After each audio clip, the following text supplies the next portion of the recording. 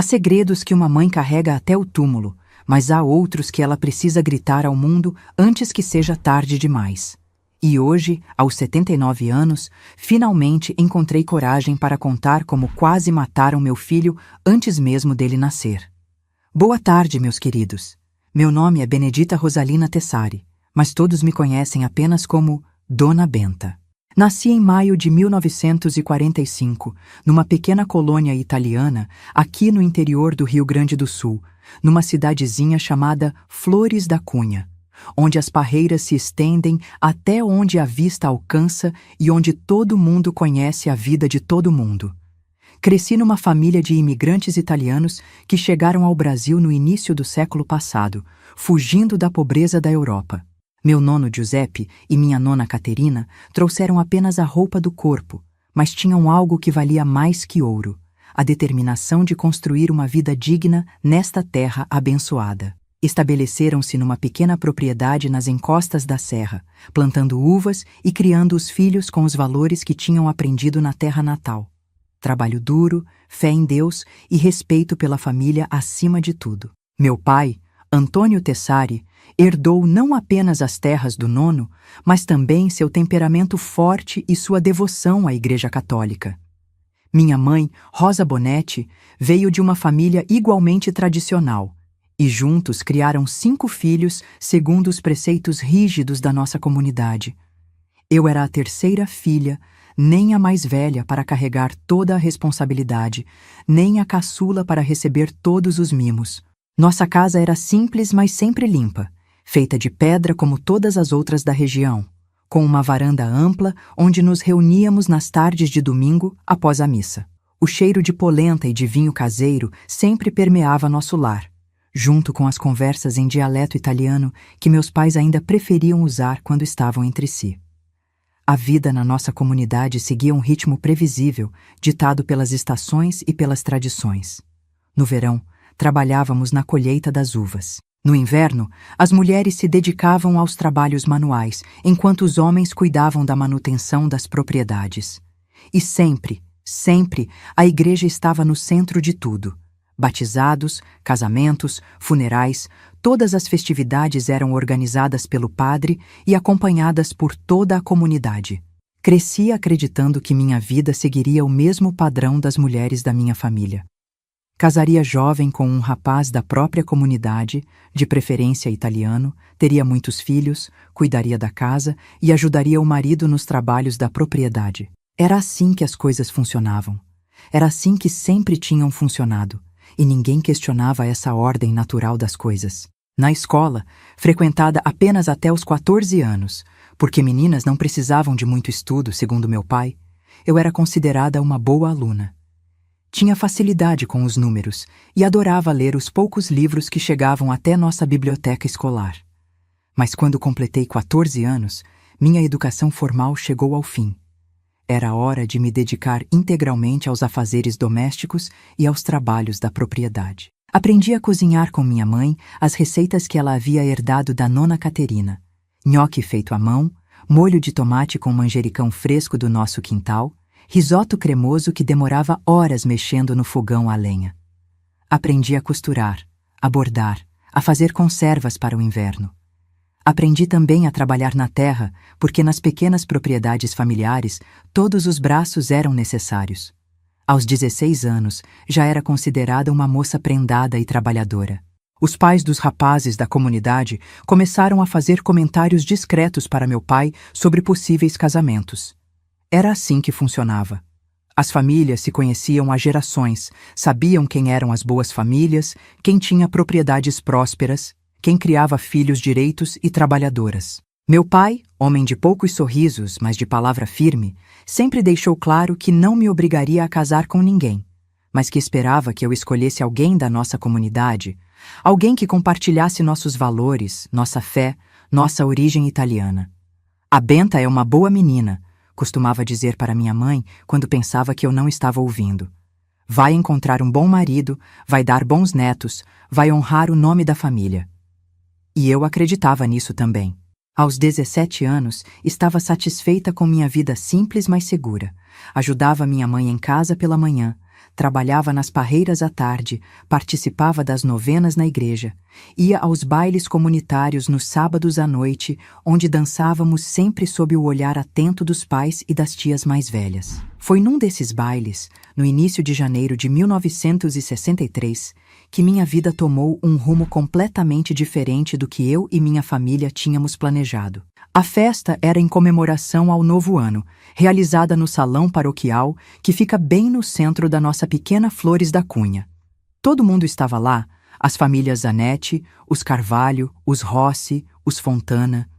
A sanfona tocava valsas e polcas, as mesas estavam fartas de comida caseira, e os jovens dançavam enquanto os mais velhos conversavam sobre a safra, sobre o tempo, sobre os casamentos que estavam se formando na comunidade.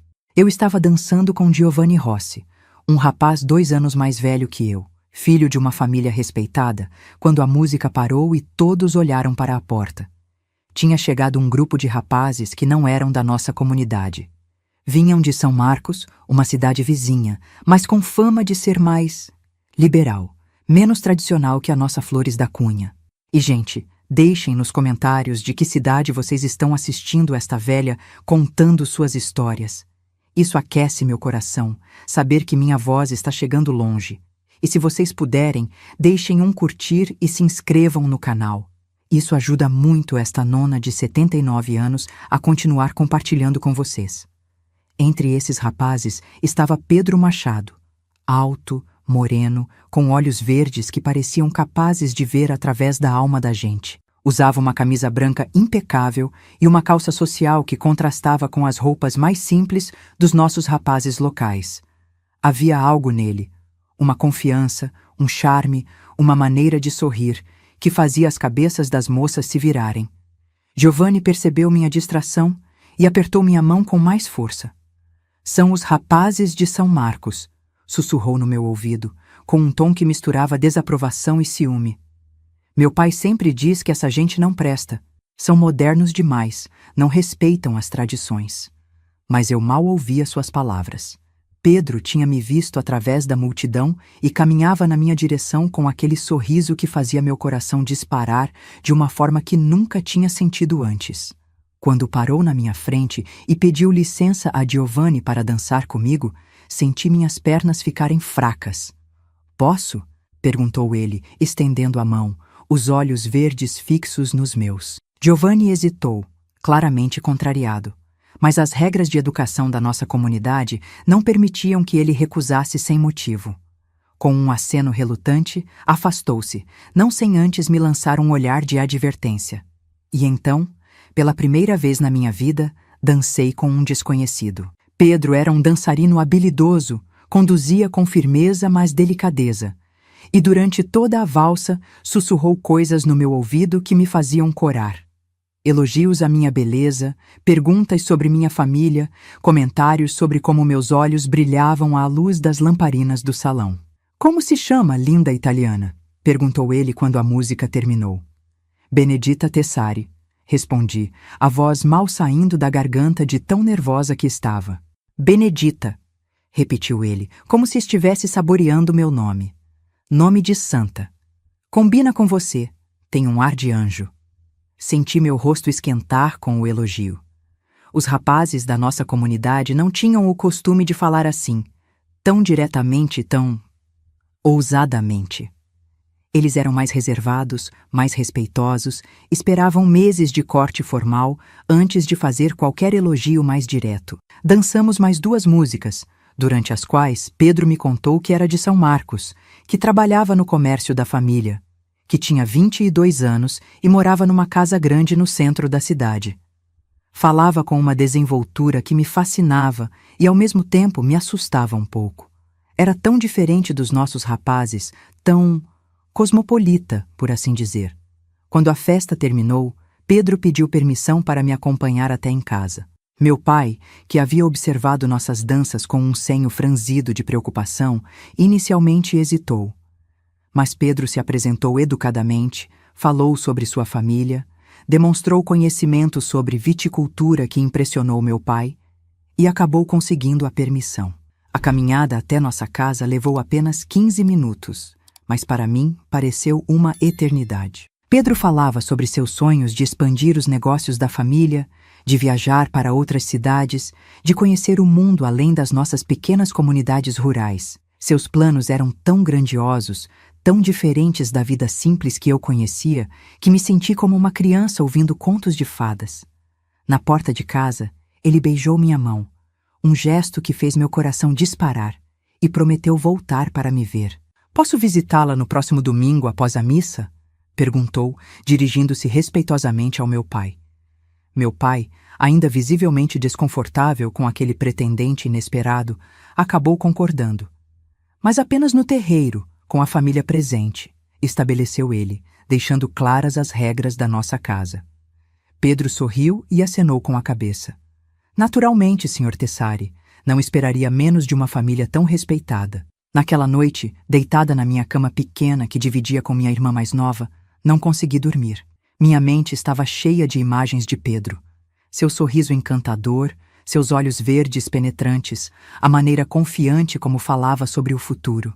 Era tão diferente de tudo que conhecia, tão emocionante.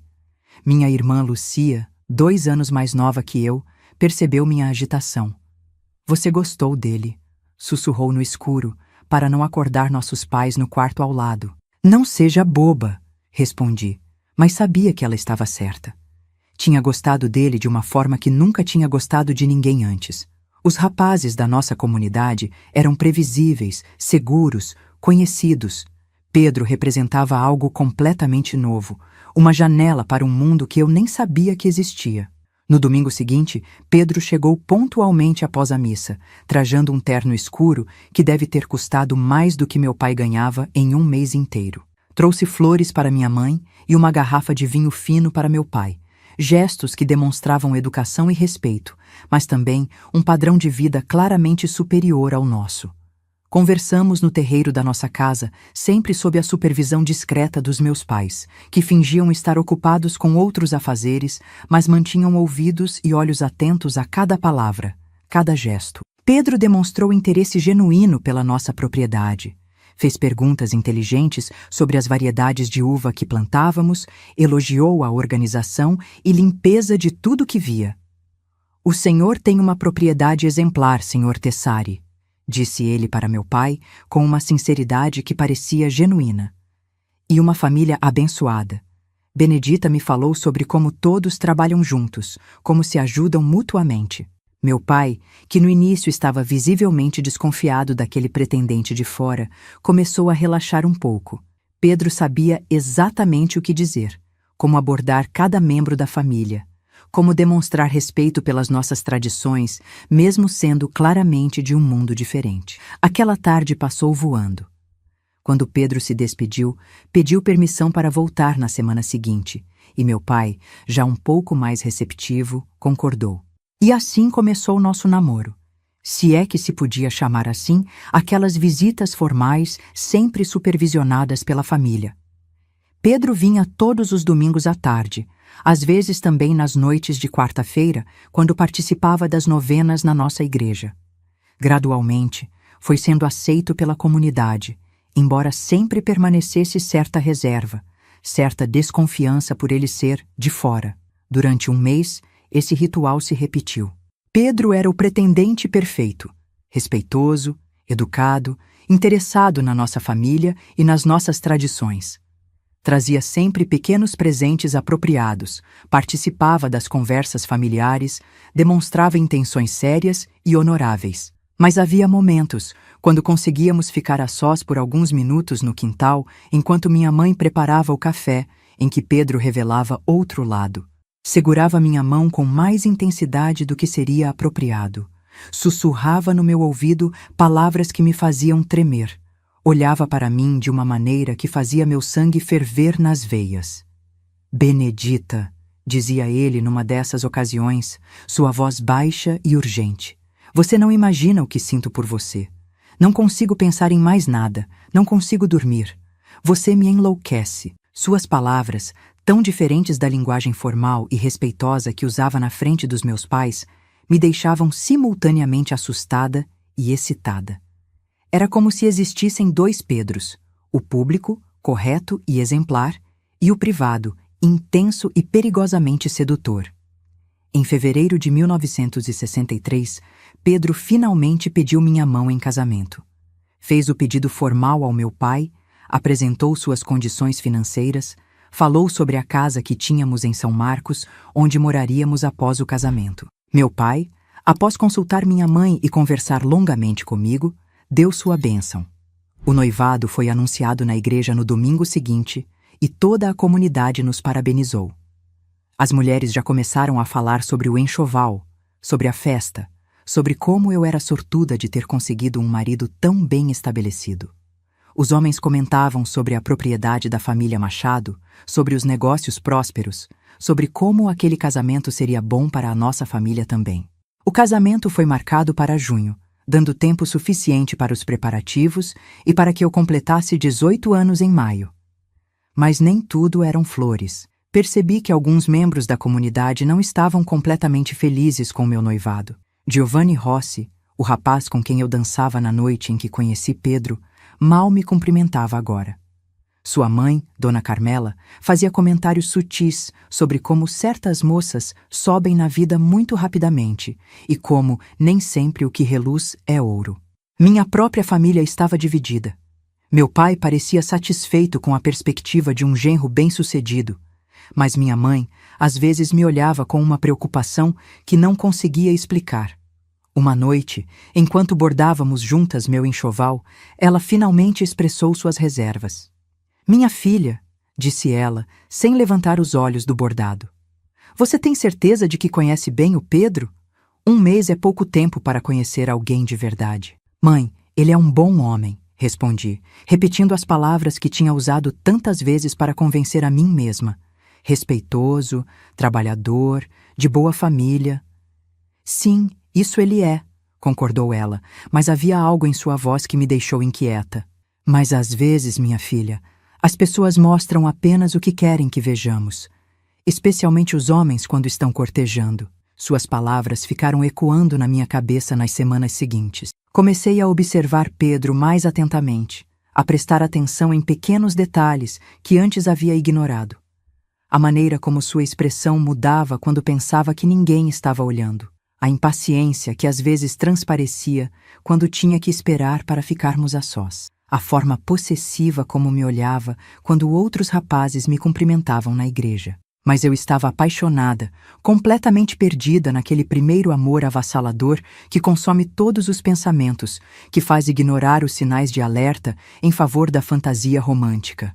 Quando Pedro me beijou pela primeira vez, escondidos atrás do galpão onde guardávamos as ferramentas agrícolas, senti que o mundo tinha se transformado completamente. Foi durante uma dessas escapadas românticas, no final de março de 1963, que tudo mudou para sempre. Pedro estava mais insistente que o habitual, mais ousado em suas carícias. Quando tentei recuar, ele me segurou com mais força. "Benedita, você vai ser minha esposa em poucos meses", sussurrou ele, os olhos verdes agora escuros de desejo. "O que há de mal em antecipamos um pouco nossa lua de mel?" Tentei explicar sobre minha educação, sobre os valores da minha família, sobre como seria escandaloso se alguém descobrisse. Mas Pedro era persuasivo, insistente, e eu estava tão perdida naquele turbilhão de emoções que acabei cedendo. Foi ali, no galpão que cheirava a ferramentas velhas e feno seco, que perdi minha virgindade 2 semanas antes do meu 18º aniversário. Foi doloroso, rápido, nada parecido com os contos românticos que as moças mais velhas sussurravam às vezes. Mas Pedro foi gentil depois. Me abraçou, sussurrou palavras de amor e promessas de um futuro maravilhoso juntos. 3 semanas depois, quando percebi que minha menstruação estava atrasada, senti o mundo desabar ao meu redor. 5 dias. 5 dias de atraso que pareceram 5 eternidades. Sentada na beira da minha cama, olhando para o calendário pendurado na parede do quarto, contei e recontei as datas, esperando ter me enganado. Mas não havia erro. Minha menstruação, sempre pontual como um relógio, simplesmente não tinha vindo. O pânico tomou conta de mim de uma forma que nunca tinha experimentado antes. Na nossa comunidade, Engravidar antes do casamento era o pior pecado que uma moça podia cometer. Significava desonra para a família inteira, expulsão da igreja, olhares de julgamento pelo resto da vida. Algumas meninas que passaram por isso tiveram que sair da cidade, ir morar com parentes distantes, desaparecer completamente da comunidade onde nasceram. Durante uma semana inteira, tentei me convencer de que era apenas um atraso, que o nervosismo do casamento próximo estava afetando meu corpo. Mas quando a segunda semana passou e as náuseas matinais começaram, não pude mais negar a realidade. Estava grávida. A primeira pessoa a quem contei foi Pedro. Marquei de encontrá-lo depois da missa de domingo, no mesmo galpão onde tudo tinha acontecido. Minhas mãos tremiam tanto que mal conseguia formar as palavras. Pedro, preciso te contar uma coisa, sussurrei, a voz embargada. Estou esperando um bebê. Esperava que ele ficasse surpreso, talvez preocupado, mas que depois me abraçasse, me tranquilizasse, me dissesse que tudo ficaria bem, que apenas anteciparia o casamento. Afinal, ele me amava, não amava? Sempre dizia que mal podia esperar para sermos marido e mulher. Mas a reação dele foi completamente diferente do que eu imaginava. Seu rosto empalideceu, depois ficou vermelho de raiva. Deu um passo para trás como se eu fosse alguma doença contagiosa. Tem certeza? Perguntou ele, a voz fria, controlada, tão diferente do tom carinhoso que sempre usava comigo. Tenho. Já faz 2 semanas de atraso e as náuseas... Merda! Explodiu ele, passando as mãos pelos cabelos. Merda, merda, merda! Nunca tinha ouvido Pedro usar palavrões antes. Ele sempre se portava como um cavalheiro refinado na minha presença. Vê-lo assim, descontrolado, agressivo, me assustou profundamente. Pedro, o que foi? Eu pensei que você ficaria feliz. Vamos nos casar em 2 meses mesmo. Ele me olhou como se eu fosse a pessoa mais ingênua do mundo. Feliz? Benedita, você não entende nada, não é? Minha família jamais aceitará isso. Jamais. Mas por quê? Vamos nos casar. O bebê nascerá dentro do matrimônio. Nascerá cedo demais para enganar qualquer um, gritou ele, perdendo completamente a compostura. Todo mundo vai contar os meses, vai saber que você engravidou antes do casamento. Minha família... Meu Deus, minha família me mata. Foi nesse momento que comecei a entender que talvez não conhecesse Pedro tão bem quanto pensava. Havia algo na sua reação, na sua preocupação excessiva com a opinião da família, que me deixou com um frio na barriga. Pedro, você não está feliz com nosso bebê? Ele parou de andar de um lado para o outro e me encarou com uma frieza que me gelou o sangue. Que bebê, Benedita? Ainda não é um bebê, são apenas algumas semanas. Há maneiras de resolver isso. Demorei alguns segundos para compreender o que ele estava sugerindo. Quando compreendi, senti como se o chão tivesse se aberto sob meus pés. Você está falando de... Não consegui terminar a frase. De resolver o problema antes que vire um problema maior, disse ele cruamente. Conheço uma mulher em Caxias do Sul que ajuda moças em situações como a sua. É discreto, rápido. Pedro! Gritei horrorizada. Como pode sequer sugerir uma coisa dessas? É pecado mortal, é assassinato. É sobrevivência, gritou ele de volta. Você acha que minha família vai aceitar uma nora que chegou suja ao altar? Que toda a cidade vai comentar que o primeiro filho dos Machado nasceu prematuramente? As palavras dele caíram sobre mim como socos. Suja ao altar. Era assim que ele me via agora? Como algo sujo, contaminado, um problema a ser resolvido. Mas você disse que me amava, sussurrei, as lágrimas finalmente brotando. Disse que mal podia esperar para sermos marido e mulher. Pedro suspirou, como se estivesse lidando com uma criança teimosa. E eu amo você, Benedita. Por isso estou tentando proteger nosso futuro. Se você der à luz um bebê prematuro, minha família nunca mais me perdoará.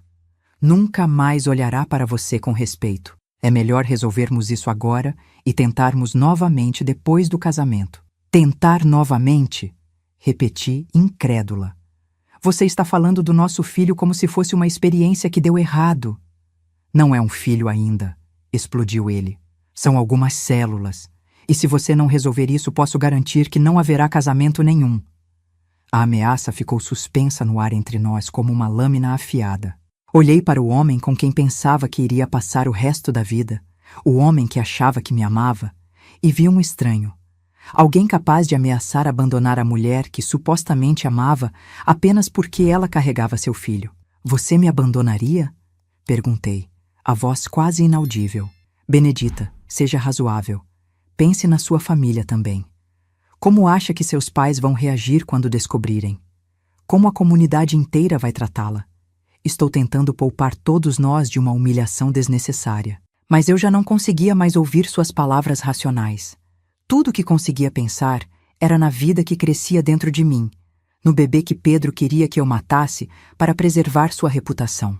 Instintivamente, coloquei as mãos sobre a barriga ainda lisa. Não, disse, com uma firmeza que me surpreendeu. Não vou fazer isso. O rosto de Pedro se contorceu numa expressão de raiva pura. Então você é mais estúpida do que eu pensava. E deu meia volta e saiu do galpão, me deixando sozinha com minha decisão e minhas lágrimas. Foi a primeira vez que senti verdadeiramente sozinha desde que tudo começou. Nos dias seguintes, Pedro não apareceu para nossas visitas habituais. Meus pais estranharam, fizeram perguntas que eu não sabia como responder. Inventei desculpas sobre ele estar ocupado com os preparativos do casamento, com negócios da família, mas via a preocupação crescendo nos olhos deles. Uma semana depois da nossa conversa no galpão, Pedro finalmente reapareceu. Chegou numa noite de quarta-feira, pedindo para falar comigo a sós. Meu pai hesitou. Não era a hora apropriada para visitas de cortejo. Mas acabou permitindo que conversássemos no terreiro, com a porta da casa aberta. Pensei muito sobre nossa conversa, disse ele, a voz baixa, mas controlada, e cheguei a uma conclusão. Vou falar com minha família sobre antecipar o casamento para maio. Por um momento, senti um alívio imenso. Talvez Pedro tivesse mudado de ideia, talvez realmente me amasse o suficiente para enfrentar os comentários maldosos da comunidade. Mas, continuou ele, e o tom da sua voz me fez gelar, com uma condição. Você dirá para todos que perdeu o bebê, que teve um aborto espontâneo durante a lua de mel. Assim, quando engravidar novamente em alguns meses, ninguém desconfiará de nada. Olhei para ele, incrédula. Você quer que eu minta sobre perder nosso filho? Quero que você seja inteligente sobre proteger nosso futuro. E se eu me recusar? Seus olhos verdes, que antes me pareciam encantadores, agora me lembraram de gelo. Então não haverá casamento. E uma moça solteira grávida numa comunidade como a nossa? Bem, você sabe como isso termina. A ameaça era clara. Pedro me daria duas opções: casar e fingir que o bebê havia morrido, ou ser abandonada para enfrentar sozinha a desonra e o ostracismo social. Não havia terceira alternativa na sua mente cruel. Preciso pensar, murmurei. Não demore muito, disse ele, levantando-se para ir embora. Cada dia que passa, fica mais difícil esconder sua condição. E se, depois que ele se foi, fiquei sentada no terreiro por horas, olhando para as estrelas e tentando entender como minha vida tinha se transformado num pesadelo tão rapidamente. O homem que eu pensava que amava estava me chantageando, forçando-me a escolher entre minha dignidade e minha segurança. Na manhã seguinte, tomei uma decisão. Contaria tudo para minha mãe. Precisava da orientação de alguém em quem confiava, alguém que me amava incondicionalmente. Esperei meu pai sair para os trabalhos da propriedade e minhas irmãs irem para a escola. Mãe, comecei, sentando-me ao lado dela na cozinha, onde preparava conservas para o inverno. Preciso te contar uma coisa muito grave. Ela deve ter percebido algo no meu tom de voz, porque largou imediatamente o que estava fazendo e me deu atenção total. Com a voz embargada e lágrimas escorrendo pelo rosto, contei tudo. O que tinha acontecido no galpão, a gravidez, a reação de Pedro, suas ameaças, suas condições para o casamento. Minha mãe ouviu tudo em silêncio, o rosto passando por uma gama de expressões: choque, tristeza, raiva. Quando terminei, ela me puxou para um abraço apertado. Minha filha querida, sussurrou. Você deveria ter me contado antes. Não deveria estar passando por isso sozinha. Mãe, o que eu faço? Pedro disse que se eu não aceitar as condições dele, ele cancela o casamento. E uma moça solteira grávida é melhor do que uma mulher casada com um homem cruel, disse ela, com uma firmeza que me surpreendeu. Benedita, o que você me contou sobre Pedro? Isso não é amor, é manipulação, é chantagem. Mas a comunidade, o que vão dizer? Papai, seu pai é um homem de honra, disse minha mãe, segurando meu rosto entre suas mãos calejadas. Quando souber o que Pedro fez, o que ele está tentando fazer, ficará ao seu lado. Somos sua família, e família protege família. Suas palavras me deram uma força que não sabia que tinha. Pela primeira vez desde que descobri a gravidez, senti que talvez não estivesse completamente sozinha. Vamos contar para seu pai hoje à noite, decidiu minha mãe. E amanhã você dirá para Pedro que não aceita as condições dele, que não vai mentir sobre seu próprio filho e que não vai se casar com um homem que a chantageia. Naquela noite, depois do jantar, minha mãe pediu para falar com meu pai a sós. Ouvi vozes alteradas vindo do quarto deles, depois silêncio. Quando meu pai saiu, seus olhos estavam vermelhos de raiva. Onde está esse desgraçado? Foi a primeira coisa que disse ao me ver. Papai, nenhum homem trata minha filha assim, disse ele, a voz trêmula de fúria. Nenhum. No dia seguinte, quando Pedro chegou para a nossa conversa marcada, encontrou não apenas a mim, mas meu pai esperando no terreiro. A expressão confiante no rosto de Pedro desapareceu instantaneamente quando viu a postura ameaçadora do meu pai. Senhor Tessari, começou ele, tentando manter a compostura. Vim falar com Benedita sobre... Vim ouvir sua resposta, cortou meu pai. Sobre suas condições indecentes para se casar com minha filha. Pedro empalideceu. Ela contou que tipo de homem você realmente é, disse meu pai, dando um passo à frente. O tipo que chantageia uma moça inocente, que ameaça abandonar a mulher grávida de seu filho. Senhor Tessari, o senhor não entende a situação. Entendo perfeitamente, cortou meu pai novamente. E minha resposta é simples. Saia da minha propriedade e nunca mais volte. Minha filha não vai se casar com você. O rosto de Pedro se contorceu numa máscara de raiva e humilhação. Vocês vão se arrepender disso, disse ele, a voz baixa, mas carregada de veneno. Uma família de camponeses ignorantes rejeitando um machado. Vocês não sabem com quem estão mexendo. Sei exatamente com quem estou mexendo, respondeu meu pai sem se intimidar.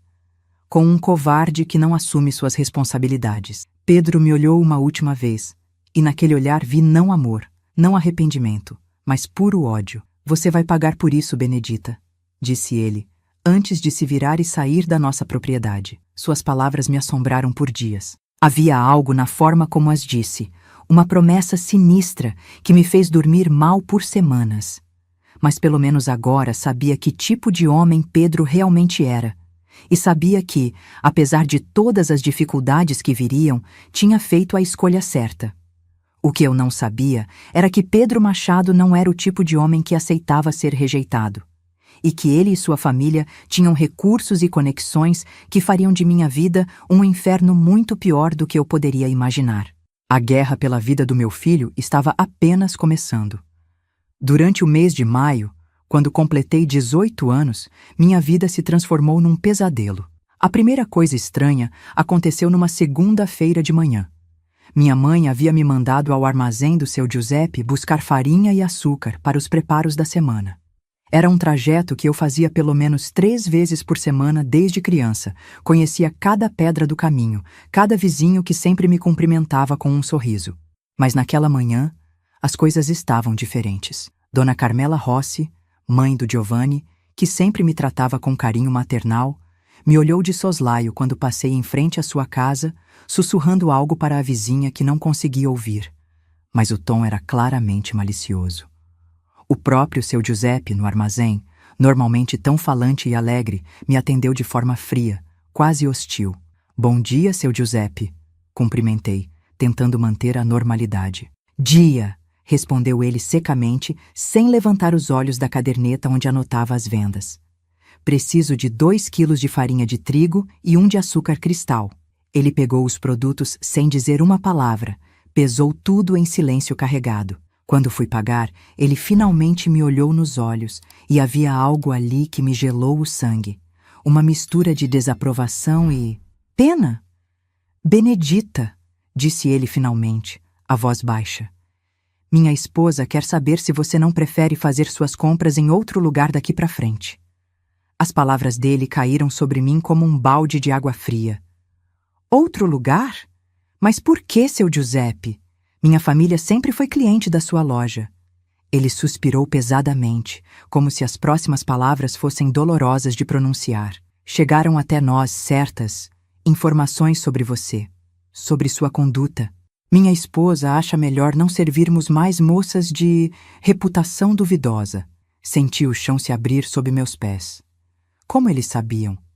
Quem havia contado? Pedro havia prometido discrição e minha família certamente não havia espalhado a notícia. Seu Giuseppe, não sei que informações chegaram até o senhor, mas... Não precisa explicar nada, menina, cortou ele, mas seu tom havia amolecido um pouco, como se também não estivesse confortável com a situação. Apenas, talvez seja melhor você fazer suas compras em Caxias do Sul daqui para frente. Saí do armazém com as compras nas mãos e lágrimas nos olhos, sentindo os olhares curiosos e julgadores de todos que passavam pela rua principal. Era como se uma marca invisível tivesse sido queimada na minha testa, identificando-me como uma mulher decaída, indigna do respeito da comunidade. Em casa, contei para minha mãe o que tinha acontecido. Ela ficou furiosa, ameaçou ir até o armazém dar uma palavra no seu Giuseppe, mas eu a impedi. Sabia que isso só pioraria as coisas, só daria mais combustível para os mexericos. Como eles souberam, mãe? Perguntei, ainda tentando entender. Só você, papai e eu sabíamos. Minha mãe balançou a cabeça, pensativa. Pedro, disse ela finalmente. Ou alguém da família dele. Querem nos destruir, nos forçar a sair da comunidade. Infelizmente, ela estava certa. Nos dias seguintes, outros sinais apareceram.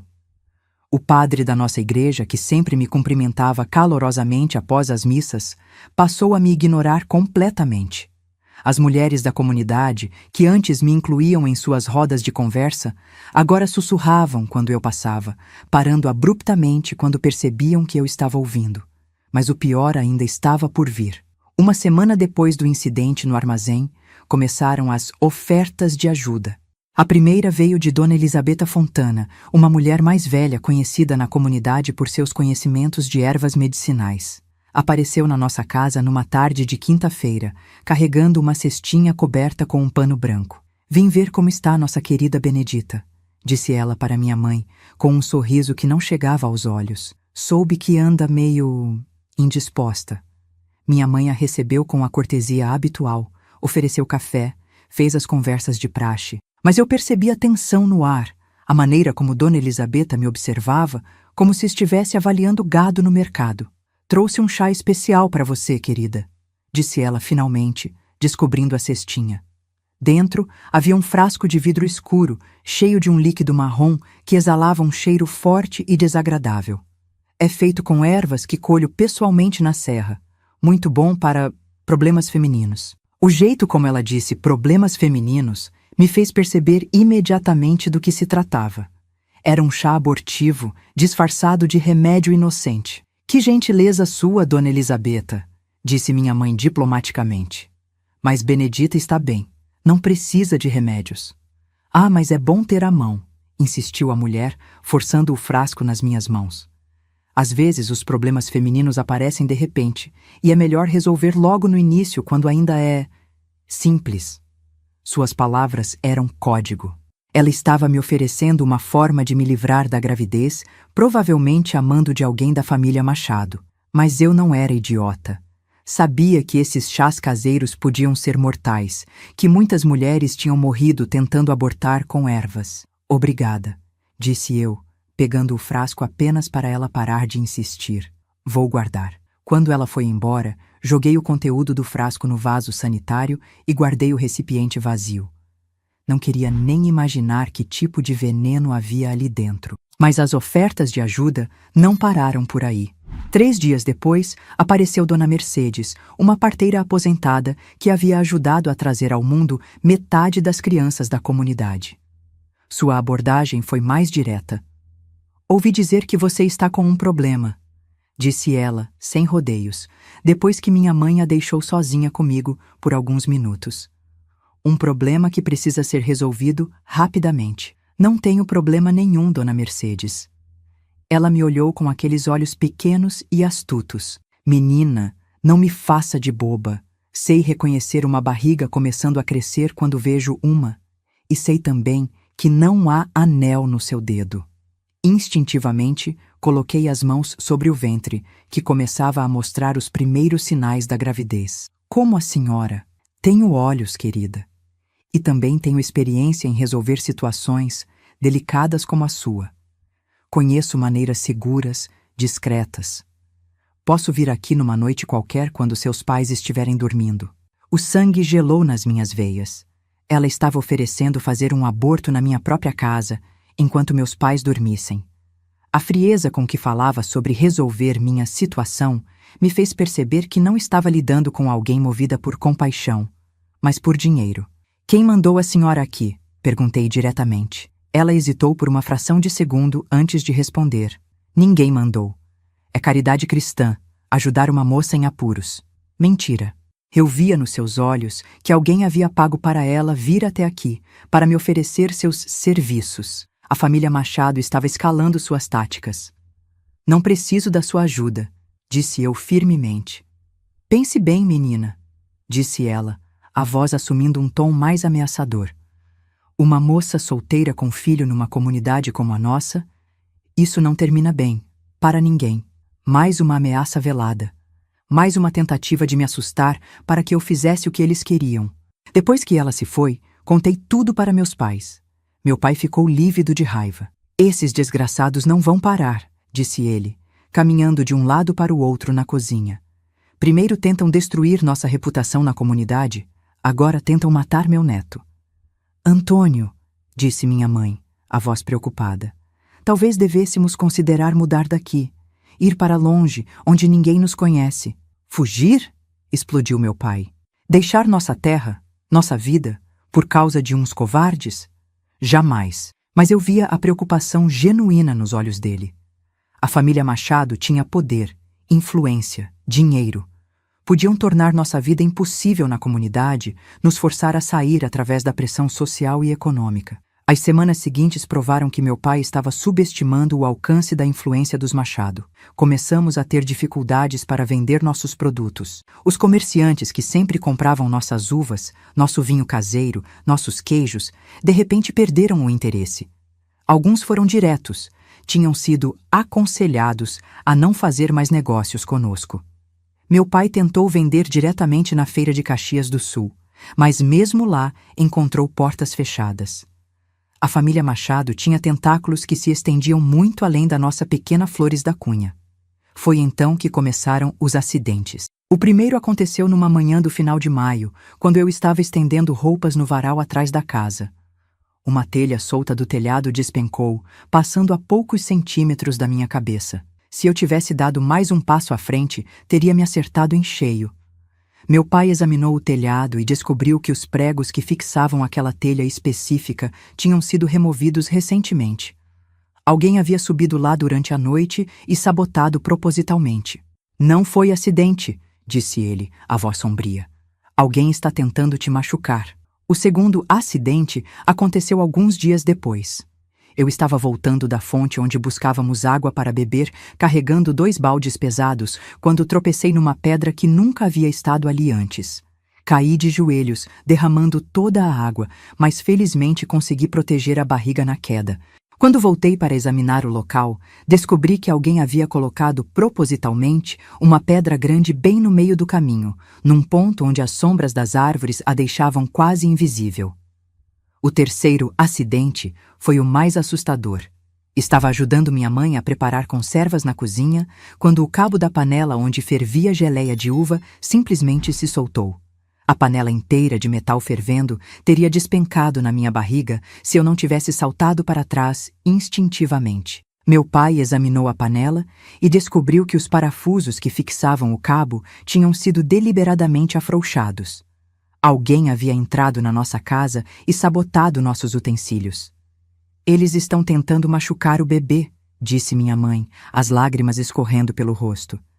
Querem forçar um aborto através de acidentes. Era exatamente isso. A família Machado havia percebido que eu não aceitaria suas ofertas de ajuda voluntariamente. Então estava tentando forçar a situação através de acidentes que causariam ferimentos suficientes para eu perder a gravidez. Mas o pior ainda estava por vir. Uma semana depois do incidente da panela, recebi uma visita inesperada. Era Pedro, acompanhado de 2 mulheres que eu nunca tinha visto antes. Uma senhora elegante de meia-idade, claramente de classe social elevada, e uma moça mais jovem, loira, bonita, mas com olhos frios como gelo. Benedita, disse Pedro, fingindo aquela cortesia que eu agora sabia ser completamente falsa. Gostaria de apresentar minha mãe, Dona Conceição Machado, e minha noiva, Isadora. As palavras dele me atingiram como socos. Noiva? Pedro já estava noivo de outra, apenas 3 meses depois de ter me pedido em casamento. Noiva, consegui sussurrar. Sim, disse a mulher loira, Isadora, com um sorriso venenoso. Pedro e eu vamos nos casar no mês que vem. Na verdade, já estávamos noivos antes mesmo dele conhecer você. Não é mesmo, querido? Pedro teve a decência de parecer ligeiramente constrangido, mas assentiu. Era um compromisso de família. Você entende como são essas coisas, Benedita? Compreendi então a extensão da mentira. Pedro nunca havia me amado de verdade. Eu tinha sido apenas uma diversão, um passatempo enquanto seus pais arranjavam seu casamento com uma moça da própria classe social. E quando as coisas se complicaram com minha gravidez, ele simplesmente voltou para os planos originais. Viemos aqui numa missão de caridade, disse Dona Conceição, a voz doce, mas os olhos duros como pedra. Soubemos de sua situação infeliz e queremos ajudar. Que tipo de ajuda? Perguntei, embora já imaginasse a resposta. Financeira, disse ela, tirando da bolsa um envelope grosso. Há dinheiro suficiente aqui para você resolver seu problema discretamente e ainda sobrar para recomeçar a vida em outro lugar, longe daqui. Era uma proposta de suborno. Dinheiro em troca do meu silêncio e da vida do meu filho. E se eu recusar? O sorriso de Dona Conceição se tornou ainda mais gelado. Bem, querida, acho que você já teve uma amostra de como pode ser difícil a vida para uma família que não se adequa aos padrões da comunidade. Imagino que os acidentes estranhos que vocês têm sofrido ultimamente sejam apenas o começo. Ali estava, a confissão velada de que eles eram responsáveis pelas tentativas de me machucar. E a promessa de que as coisas só iriam piorar se eu continuasse resistindo. Pensem bem, disse Pedro, dirigindo-se tanto a mim quanto aos meus pais, que tinham chegado ao ouvir vozes estranhas. Uma família simples como a de vocês não tem recursos para se proteger de infortúnios contínuos. Seria uma pena se algo mais grave acontecesse. A ameaça agora era aberta, descarada. Eles não estavam mais fingindo que tudo era coincidência ou caridade. Estavam deixando claro que tinham poder para destruir nossa família se eu não fizesse o que queriam. Tem 3 dias para decidir, disse Dona Conceição, deixando o envelope sobre a mesa. Depois disso, não posso garantir que nossa generosidade continue disponível. Depois que eles saíram, minha família ficou em silêncio por um longo tempo. Finalmente, meu pai pegou o envelope e atirou no fogo da lareira. Não negociamos com chantagistas, disse ele, a voz firme, mas os olhos preocupados. Mas precisamos encontrar uma forma de proteger você e o bebê. Naquela noite, tomamos uma decisão que mudaria nossas vidas para sempre. Se a família Machado queria guerra, teria guerra. Mas nós lutaríamos em nossos próprios termos e com nossas próprias armas. A batalha pela vida do meu filho estava apenas começando. Depois de queimar o envelope com o dinheiro sujo dos Machado, minha família passou a noite inteira planejando nossa sobrevivência. Meu pai, homem de poucas palavras, mas muita determinação, já tinha uma ideia na cabeça. Vamos procurar meu irmão Giuseppe em Porto Alegre, disse ele, refletindo em voz alta. Ele tem uma pensão no bairro Navegantes. Sempre disse que se precisássemos de alguma coisa, era só aparecer. Minha mãe balançou a cabeça preocupada. Antônio, Deixar nossa terra, nossa vida. Nossa vida aqui já acabou, disse ele, a realidade crua nas suas palavras. Eles vão continuar nos atormentando até conseguirem o que querem. E eu não vou arriscar a vida da minha filha e do meu neto. No fundo, eu sabia que ele estava certo. Os 3 dias de prazo que Dona Conceição tinha dado estavam passando, e a cada hora que se aproximava do fim do ultimato, eu sentia um aperto maior no peito. Eles tinham poder, recursos, conexões que nossa família simples jamais poderia enfrentar. Mas sair de Flores da Cunha significava abandonar tudo. Nossa propriedade, nossos vizinhos, nossa história. Era como morrer e renascer em outro lugar, sem nada além da roupa do corpo e da esperança de um futuro melhor. No segundo dia após a visita dos Machado, tomamos nossa decisão final. Meu pai venderia nossa propriedade para o primeiro comprador que aparecesse, mesmo que por um preço muito abaixo do valor real. O importante era conseguir dinheiro suficiente para recomeçar em outro lugar. Foi quando aconteceu o pior de todos os acidentes até então. Eu estava no quintal, alimentando as galinhas como fazia todas as manhãs, quando senti uma dor terrível no estômago. Uma dor que me dobrou ao meio, me fez largar o balde de milho e me agarrar na cerca para não cair. Era como se 1000 facas estivessem me perfurando por dentro. "Mãe!" gritei, antes de vomitar violentamente. Mas o que saiu não era comida, era sangue.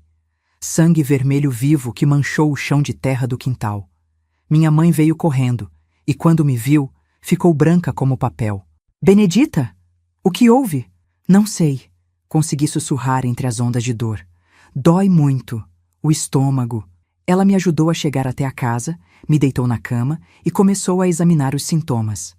Dor abdominal intensa, vômitos com sangue, suores frios. Não eram sintomas de gravidez, eram sintomas de envenenamento. "O que você comeu hoje de manhã?" perguntou ela, a voz urgente. Só o café com leite e pão que a senhora preparou. Mais alguma coisa? Bebeu água de algum lugar diferente?" Foi então que me lembrei. Comi algumas uvas no parreiral quando fui alimentar as galinhas. Estavam doces, maduras. Minha mãe correu até o parreiral e voltou com algumas uvas nas mãos. Examinou cuidadosamente e encontrou o que temia. Um pó branco quase imperceptível nas cascas de algumas frutas, especialmente nas que estavam mais acessíveis, na altura que uma pessoa grávida naturalmente pegaria. "Veneno!" disse ela, as mãos tremendo. Alguém envenenou as uvas. A realização foi terrível. Eles tinham entrado na nossa propriedade durante a noite e colocado veneno nas uvas, sabendo que eu tinha o costume de comer algumas durante meus trabalhos matinais. Era uma tentativa de assassinato disfarçada de acidente. Se eu morresse, diriam que foi intoxicação alimentar, algo comum na época. Minha mãe me fez beber litros de água com sal para provocar mais vômitos, tentando eliminar o máximo possível do veneno do meu organismo.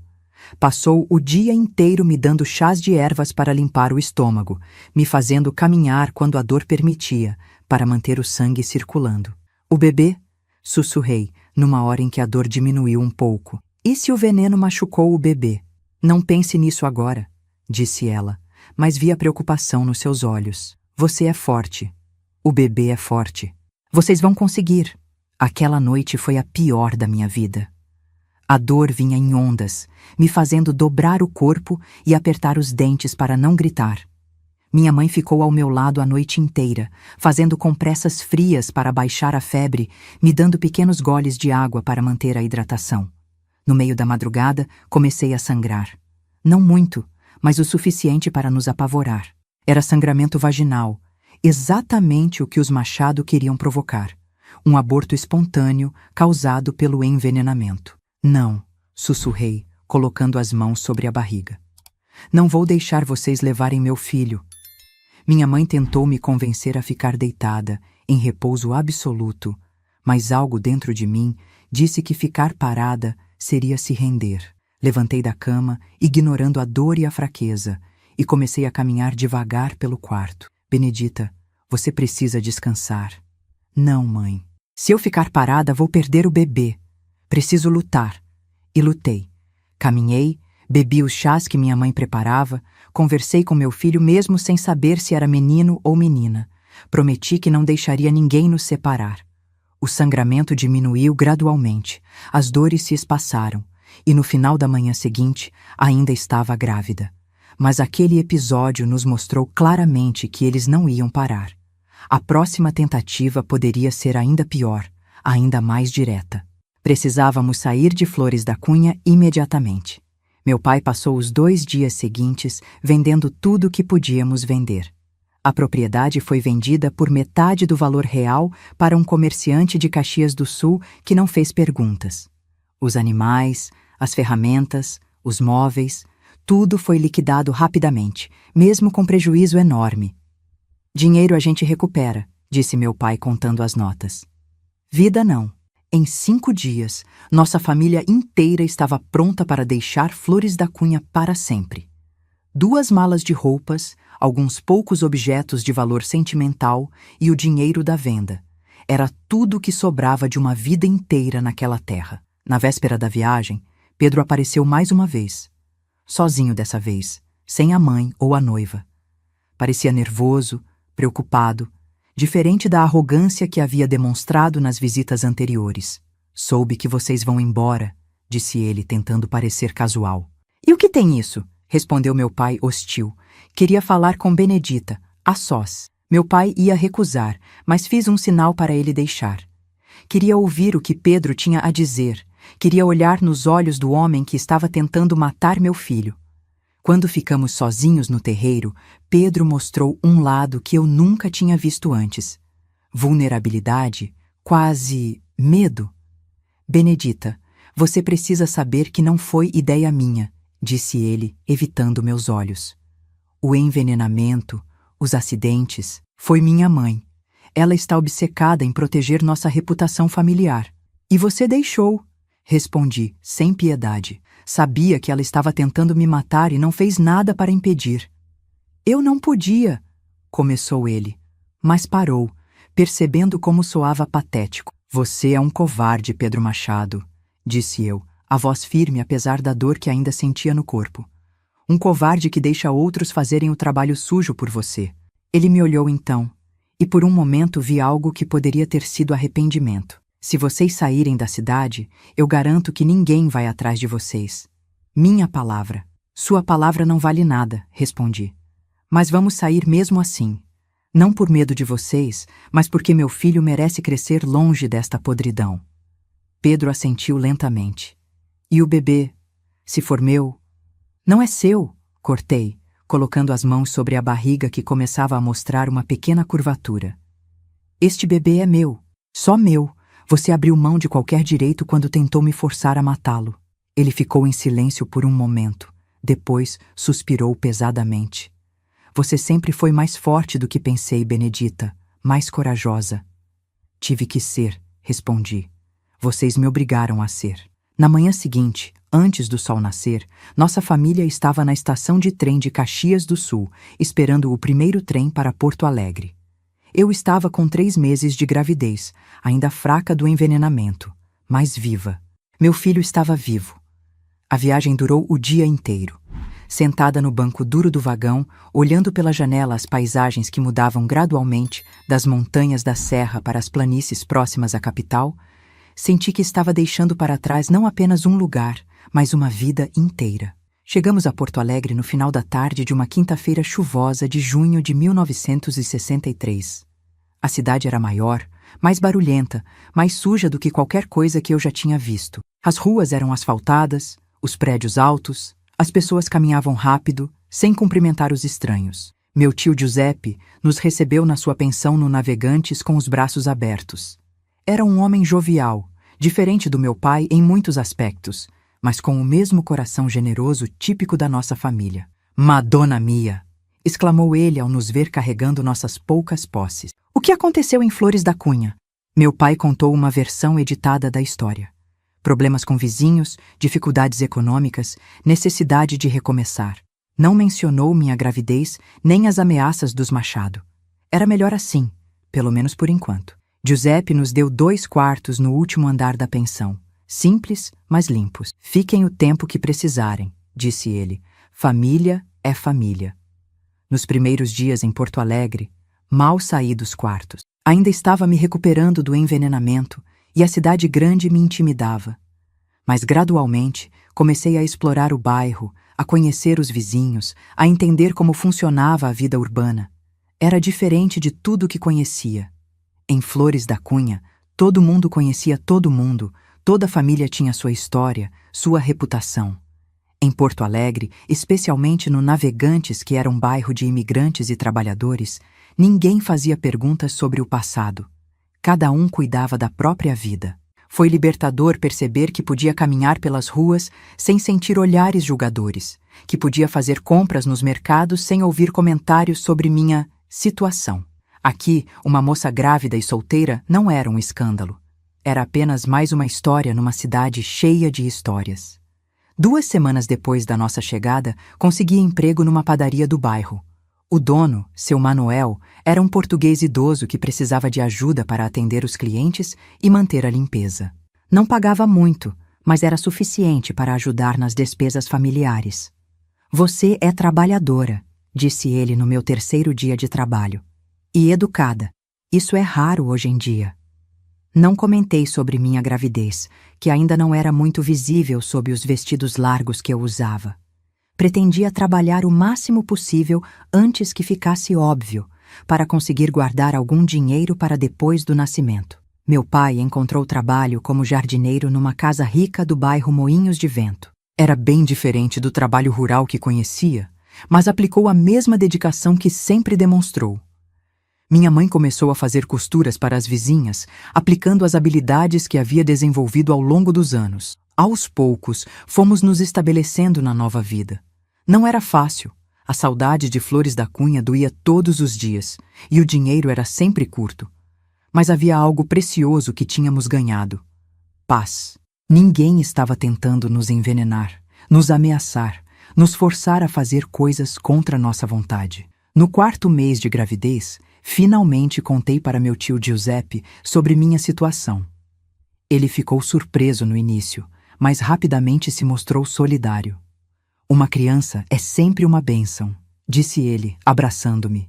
Não importa as circunstâncias. Foi ele quem me apresentou a parteira do bairro, Dona Alzira, uma mulher negra de 50 anos que tinha uma reputação excelente na comunidade.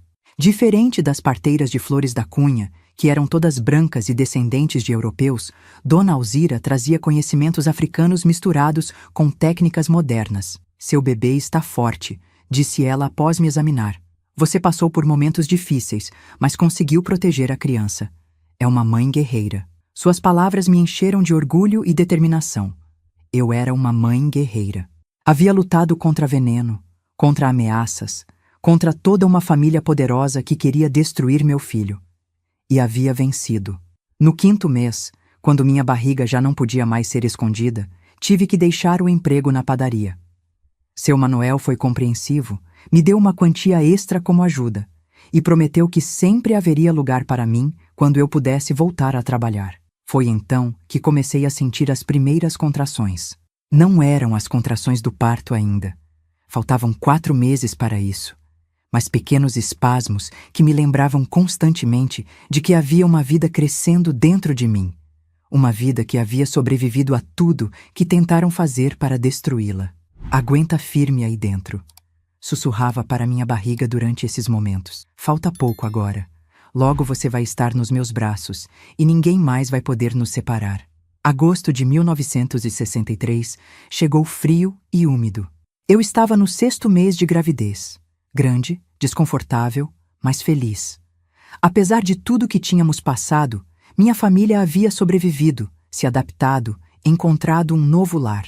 E meu filho estava forte, chutando com vigor, mostrando que tinha herdado a determinação da mãe. Foi quando chegou a carta. A carta chegou numa manhã de agosto, trazida pelo carteiro que sempre cumprimentava minha mãe com um sorriso. Mas dessa vez, seu rosto estava sério, preocupado. Carta para a família Tessari, disse ele, estendendo o envelope. Veio de Flores da Cunha. Meu coração gelou. Quem de lá ainda saberia nosso endereço? Quem teria motivos para nos escrever? Meu pai abriu o envelope com mãos trêmulas. Era uma carta de Dona Carmela Rossi, mãe do Giovanni. Sua caligrafia caprichada contava uma história que me fez perder o chão. Pedro Machado havia morrido.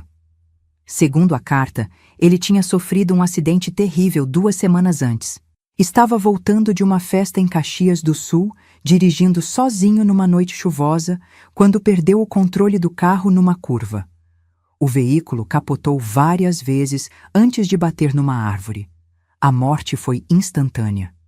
Dona Carmela escrevia com uma mistura de fofoca e piedade cristã, contando como toda a comunidade estava chocada, como a família Machado estava devastada, como o casamento com Isadora havia sido cancelado abruptamente. Mas havia mais na carta. A parte que realmente me deixou sem ar. Ouvi dizer que a Benedita está esperando um filho, escreveu ela. Se for verdade, e se for do Pedro, a família Machado tem direito de saber. Afinal, pode ser o único neto que Dona Conceição terá agora. Deixei a carta cair das minhas mãos. Mesmo morto, Pedro ainda representava uma ameaça para mim e meu filho. Sua família podia tentar reivindicar direitos sobre meu bebê, me obrigar a voltar para Flores da Cunha, me forçar a entregar meu filho para ser criado pelos Machado. Eles não podem nos encontrar, disse minha mãe, percebendo meu pânico. Dona Carmela não sabe nosso endereço exato. Mas meu tio Giuseppe tinha ficado pálido ao ler a carta. Na verdade, disse ele relutantemente, ela pode saber sim. Perguntei para alguns conhecidos de Flores da Cunha como vocês estavam quando chegaram aqui. É possível que a informação tenha se espalhado. O medo que eu pensava ter deixado para trás voltou com força total. Imaginar Dona Conceição Machado aparecendo em Porto Alegre, tentando levar meu filho, me fez sentir náuseas que não tinham nada a ver com a gravidez. Precisamos nos mudar novamente, disse meu pai, sempre prático em momentos de crise. Para um lugar onde não possam nos encontrar. Mas eu estava no 6º mês de gravidez. Viajar nessa condição seria arriscado, e começar tudo de novo em outro lugar, sem conhecidos, sem trabalho, sem estrutura, seria ainda mais perigoso para mim e para o bebê.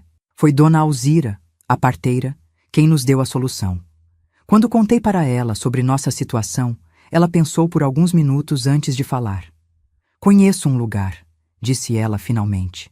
Uma casa de freiras na zona norte da cidade. Elas acolhem moças em situações difíceis, especialmente grávidas sem família. Vocês poderiam dizer que Benedita é viúva, que o marido morreu em acidente de trabalho. A ideia era arriscada, mas fazia sentido. Se eu fosse uma viúva jovem, grávida do primeiro filho, isso explicaria minha situação sem levantar suspeitas. E num convento, estaria protegida tanto fisicamente quanto legalmente. 3 dias depois, me despedi da minha família mais uma vez. Dessa vez, a separação seria temporária, apenas até o bebê nascer e eu ter força para trabalhar novamente. Mas doía como se fosse definitiva. O convento das Irmãs da Caridade ficava numa parte mais antiga da cidade, cercado por muros altos e portões de ferro. A Madre Superiora, Irmã Teresinha, era uma mulher pequena, mas de presença imponente, com olhos gentis, mas penetrantes. Então você é a jovem viúva que Dona Alzira mencionou, disse ela, me examinando de cima a baixo. Quantos meses de gestação? 6 meses e meio, madre. E não tem família que possa ajudar? Havia ensaiado essa resposta. Meus pais são muito idosos, não têm condições de cuidar de uma criança. E os pais do meu falecido marido não me aceitam. Era verdade, tecnicamente. Os pais de Pedro realmente não me aceitavam. Irmã Teresinha assentiu, compreensiva. Aqui você terá teto, comida e cuidados médicos até o bebê nascer. Em troca, ajudará nos trabalhos do convento, conforme suas condições físicas permitirem. Depois do nascimento, poderá ficar mais alguns meses para se recuperar e fazer planos para o futuro. O quarto que me deram era pequeno, mas limpo, com uma cama simples, um armário e uma imagem de Nossa Senhora na parede. Havia outras 6 mulheres na mesma situação que eu, algumas realmente viúvas, outras com histórias que preferiam não contar. Todas unidas pela necessidade de um lugar seguro para dar à luz. A rotina no convento era rígida, mas reconfortante. Acordávamos às 5 da manhã para as orações. Depois tínhamos café da manhã simples, mas nutritivo. As grávidas faziam trabalhos leves, costura, limpeza de vegetais, cuidado das plantas do jardim. As tardes eram dedicadas ao descanso e às orações vespertinas. Foi ali, naquele ambiente de paz e proteção, que finalmente consegui relaxar completamente. Pela primeira vez desde que descobri a gravidez, não precisava olhar por cima do ombro, não precisava temer que alguém tentasse me machucar ou ao meu bebê. As irmãs eram gentis e competentes. Irmã Maria José, a enfermeira do convento, me examinava semanalmente, acompanhando o desenvolvimento do bebê, ensinando exercícios para facilitar o parto, preparando-me para o que estava por vir. Seu bebê está perfeitamente posicionado, disse ela numa dessas consultas. E você é jovem e forte. Será um parto normal, sem complicações. No 8º mês, comecei a sentir aquela inquietação típica do final da gravidez. O bebê se mexia constantemente, como se estivesse ansioso para sair. Eu mal dormia, não por medo, mas por expectativa. Logo conheceria o rosto do filho que havia lutado tanto para proteger. Foi numa madrugada do final de dezembro de 1963 que as contrações reais começaram. Diferente dos pequenos espasmos que sentia há meses, essas eram intensas, regulares, inequívocas. Acordei irmã Maria José, que imediatamente colocou em ação o plano que havíamos ensaiado. O parto durou 14 horas.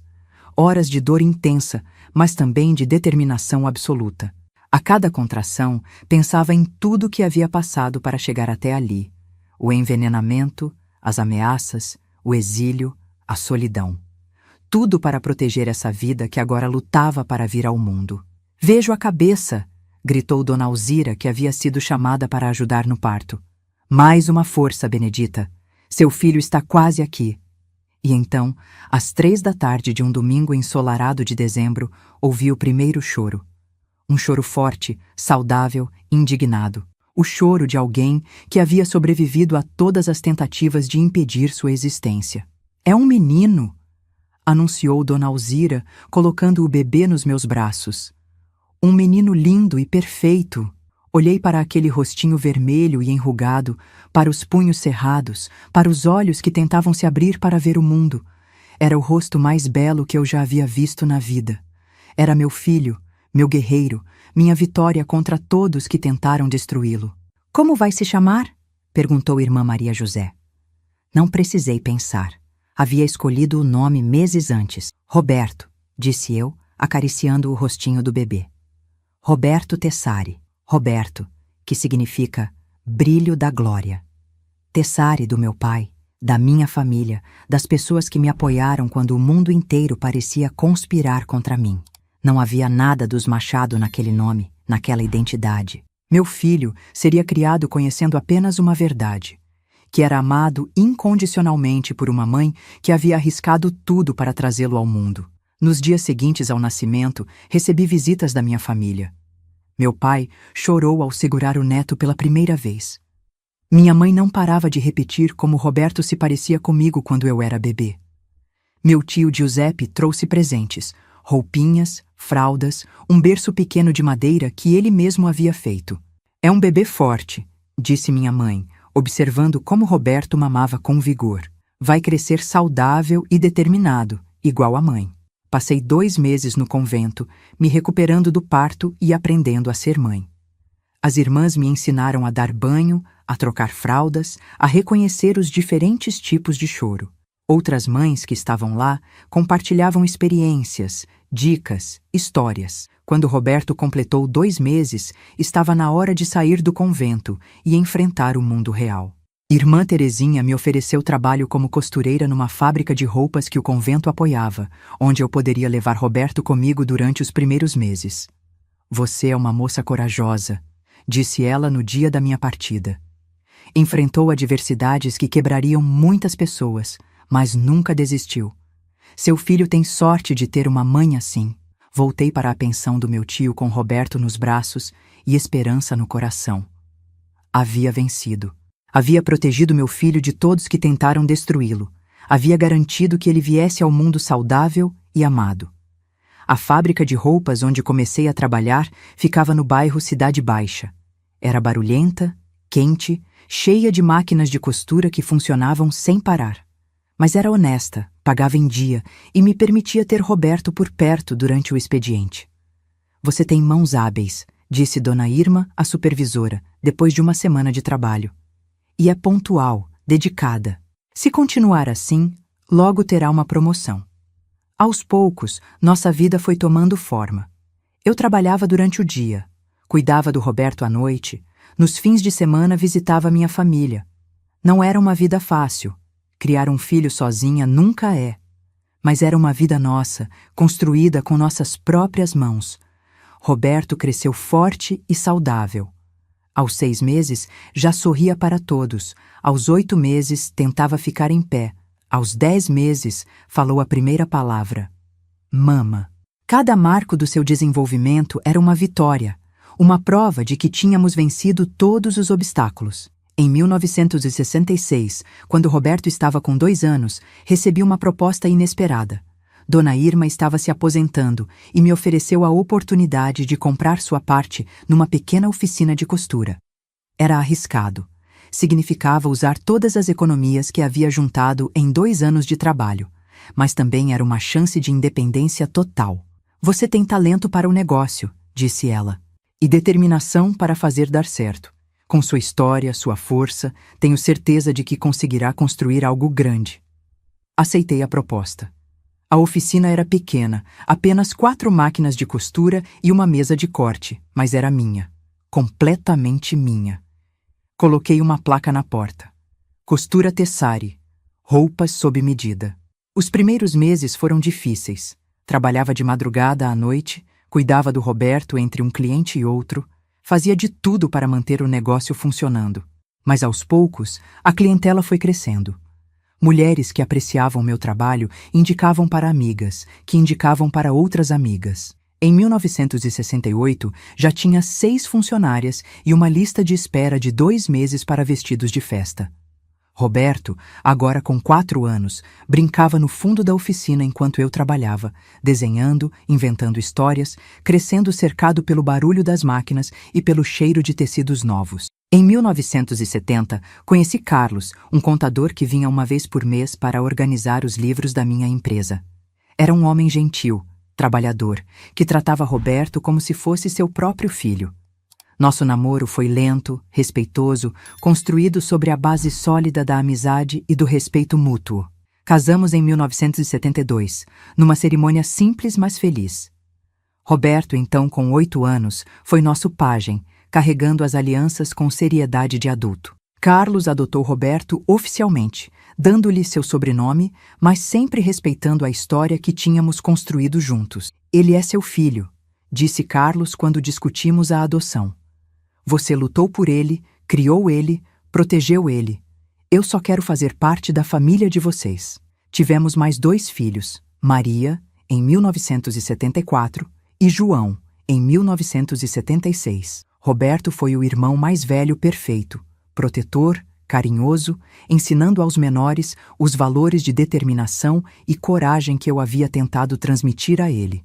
Os anos que se seguiram foram de crescimento constante. A costura Tessari se tornou uma das mais respeitadas de Porto Alegre. Compramos uma casa própria no bairro Petrópolis, mandamos os 3 filhos para boas escolas, construímos uma vida próspera e feliz. Roberto se formou em engenharia, casou com uma moça maravilhosa, me deu 4 netos lindos. Maria se tornou professora, João seguiu o caminho do pai na contabilidade. Todos cresceram sabendo que haviam sido desejados, amados, protegidos. Nunca contei para Roberto toda a verdade sobre seu pai biológico. Ele sabia que Carlos não era seu pai de sangue, mas cresceu acreditando que seu pai verdadeiro havia morrido num acidente quando eu estava grávida. Era uma meia-verdade que protegia todos nós das sombras do passado. Em 1985, Carlos morreu de infarto, deixando um vazio enorme nas nossas vidas. Mas também deixou um legado de amor, dedicação e exemplo de como um homem de verdade trata uma família. Hoje, aos 79 anos, olho para trás e vejo uma vida plena, rica, cheia de conquistas que nunca imaginei possíveis quando era uma jovem aterrorizada fugindo de Flores da Cunha. Tenho 15 netos e 6 bisnetos, uma empresa que ainda funciona sob a direção da Maria, uma família unida e próspera. Mas, acima de tudo, tenho Roberto, meu primeiro filho, meu guerreiro, a prova viva de que o amor de uma mãe é capaz de vencer qualquer obstáculo, qualquer inimigo, qualquer tentativa de destruição. Ele nunca soube que quase foi assassinado antes de nascer. Nunca soube dos venenos, das ameaças, dos planos sinistros que tentaram impedir sua existência. Cresceu livre dessas sombras, protegido pela minha determinação de dar a ele apenas amor e oportunidades. E vocês, meus queridos que me assistiram até aqui, quero que saibam. Não importa quão difícil seja a sua luta, não importa quão poderosos sejam seus inimigos, o amor verdadeiro sempre vence. A determinação de uma mãe, a força de uma família unida, a fé em Deus.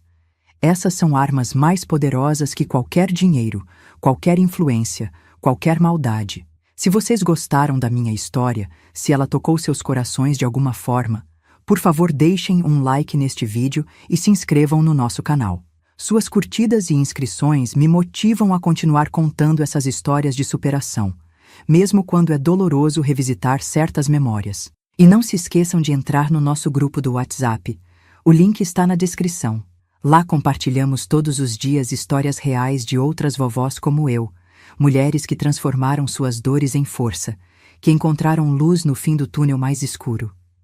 Minha história é prova de que sempre há esperança, sempre há uma saída, sempre há um amanhã melhor esperando por nós. Basta ter coragem para lutar por ele. Com todo o meu amor e todas as bênçãos de Deus, Benedita Rosalina Tessari.